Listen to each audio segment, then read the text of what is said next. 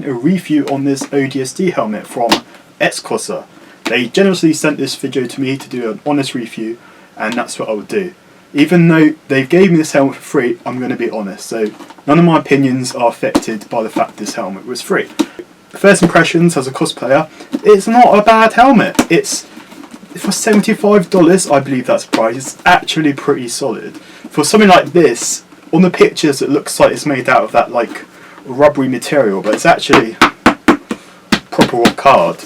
But anyway, I'm going to put this on the bench and I'm going to bring the camera towards me and we get a more front view front view of this. So let's go into the positives. It's cheap, it's $75, and for a helmet what comes painted with a visor, padded and ready to go, that is a brilliant price. I'm going to show you what it looks like with the helmet on, and then we're going to go into the negatives. Excuse the quarantine hair. Got quite a lot of it. So I'm going to put the helmet on. Comes with this thing, a cap. I don't know how to put this thing on.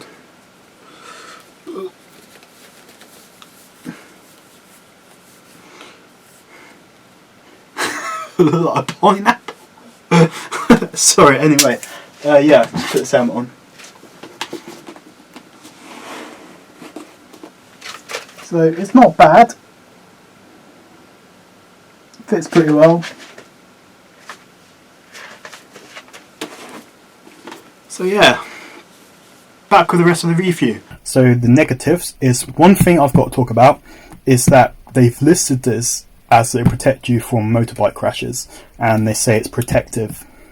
This will not protect you. This is a cosplay prop. It is not safely regulated for crashes, and I think that is a really bad statement to put on something you're selling and could lead into very many legal problems. And I think to be responsible, you should remove that statement immediately. But anyway, the other negatives is the visor's a bit flimsy. It could be a bit stronger.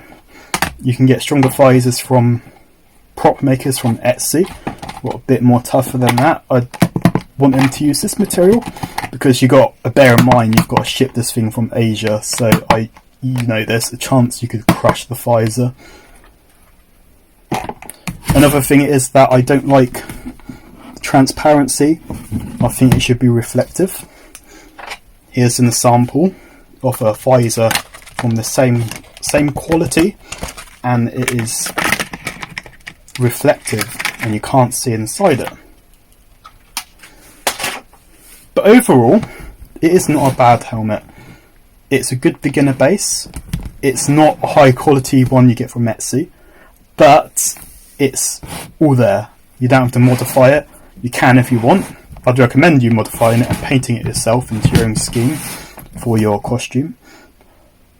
I'm using it for now until I 3D print my own, but I will take the visor because I do like the visor, to be honest. I'm going to do my own modifications to it, and I'm probably going to do a video about modifying this helmet to make it look better. So it's a great base helmet. It's a shame about that stupid statement they have about it, but overall I give it an 8 out of 10. And this video was brought to you by my lovely Patreons. I cannot do this without you. That is Peter and Grunt's Armory. Thank you very much. Please subscribe and comment below in the comments and give it a like or a dislike if you disliked it. But anyway, 2 penny props out. Thank you for watching.